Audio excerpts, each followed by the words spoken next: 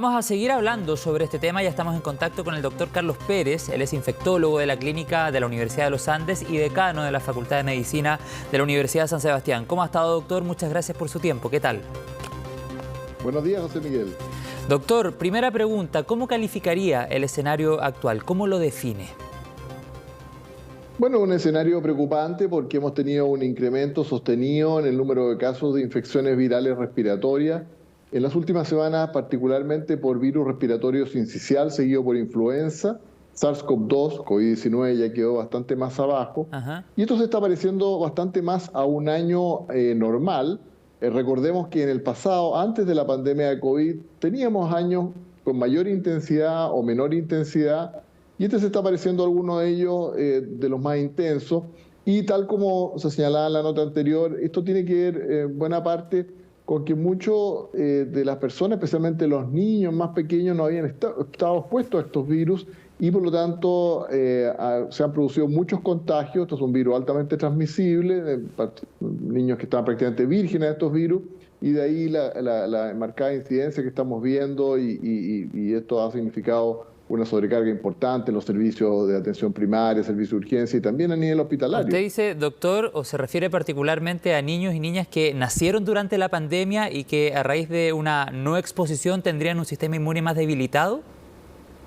Yo diría niños en general bajo los 5 años, niños que en esa etapa comienzan su exposición a otros niños en el jardín infantil, después en el colegio, ¿no es cierto?, y que no tuvieron esa situación, dado que vivieron, ¿no es cierto?, en confinamiento, en no presencialidad, y que ya el año pasado comenzaron a retornar. Ya el año pasado vimos un incremento de estos virus que estaban completamente desaparecidos durante la pandemia, y bueno, ahora estamos viéndolos en plenitud, insisto, como se solía ver en años habituales, pero con mayor intensidad, diría yo.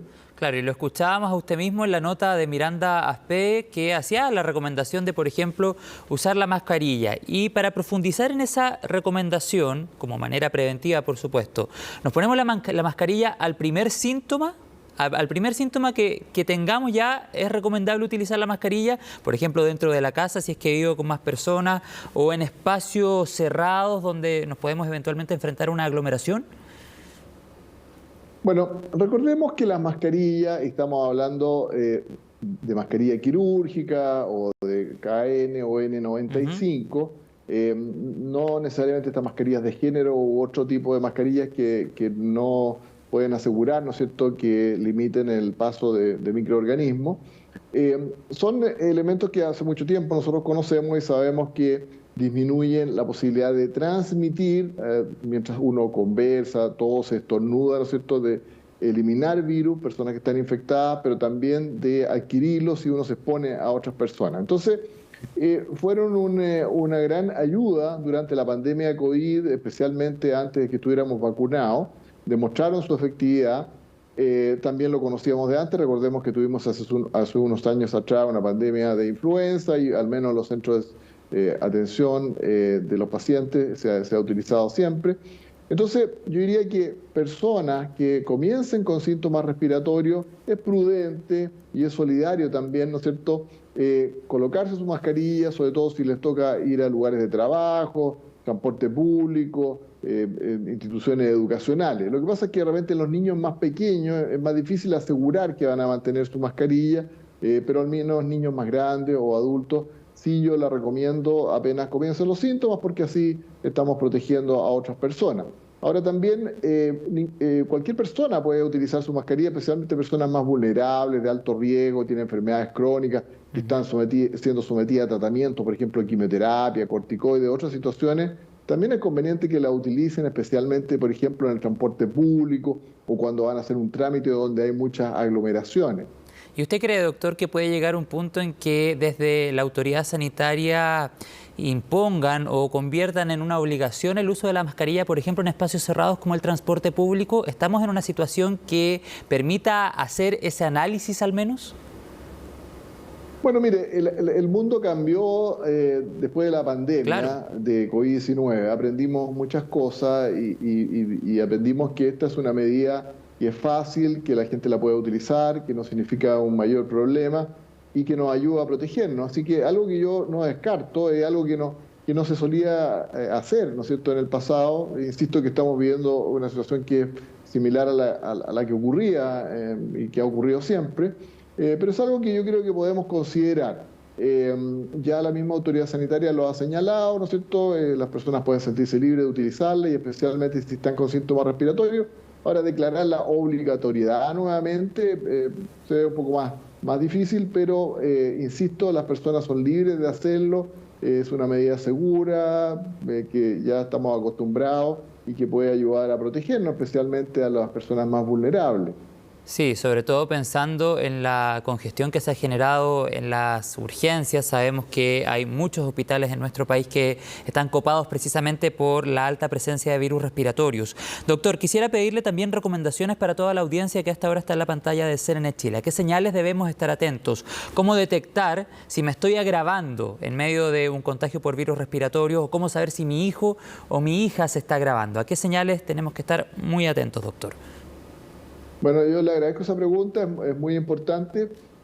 Las infecciones virales respiratorias son muy frecuentes en la población general. Lo habitual es que cualquier persona tenga 1 o 2 resfríos durante el año, y estamos hablando de cuadros en que hay un poco de secreción nasal, puede haber un poquito de tos, dolor de garganta, pero son cuadros en general benignos, sin fiebre, sin dificultad respiratoria.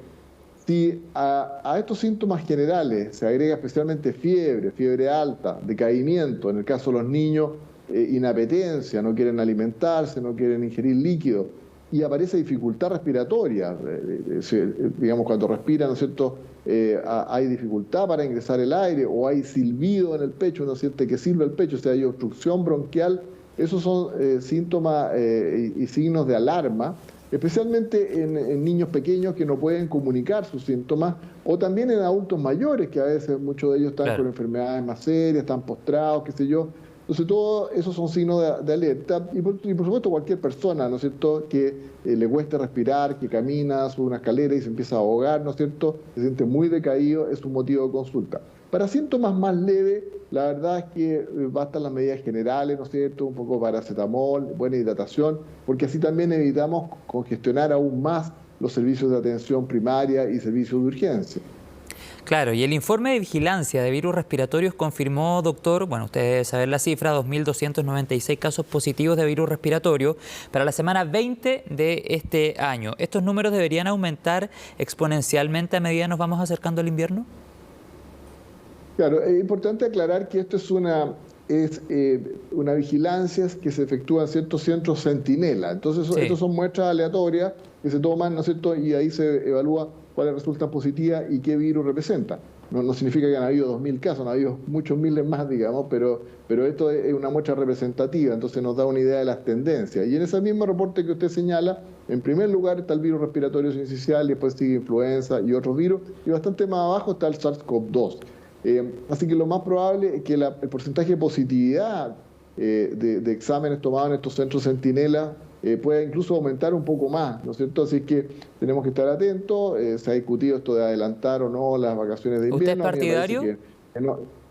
Yo creo que no, digamos. Recordemos, el año pasado hubo bastante discusión al respecto, fue un poco apresurado. Y la verdad es que, insisto, estamos viviendo un año similar al que hemos vivido y nos va a tocar seguir viviendo. Entonces yo creo que hay que enfrentar la situación, tener la disposición para poder atender a esos niños, evitar enviarlos al colegio, a la escuela, ¿no es cierto?, si están con síntomas respiratorios, para no contagiar a sus compañeros, pero ojalá no alteremos el calendario escolar que tanto ha costado recuperar, de niños que vivieron una situación muy,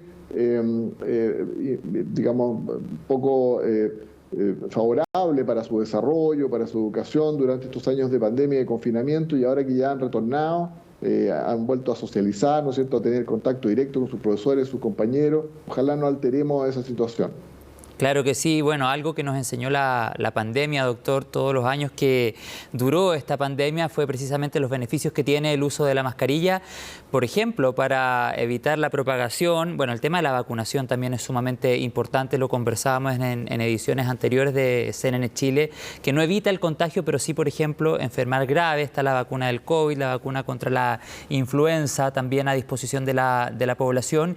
Y esto también tiene mucho de solidaridad, como usted decía al comienzo comienzo de la entrevista, si tengo síntomas de virus respiratorios, el uso de la mascarilla permite efectivamente seguir propagando estos virus. Así es que le agradezco, doctor, por la conversación y todos los consejos que hasta ahora entregó a través de la pantalla de CNN Chile. Que tenga un buen día, doctor Carlos Pérez.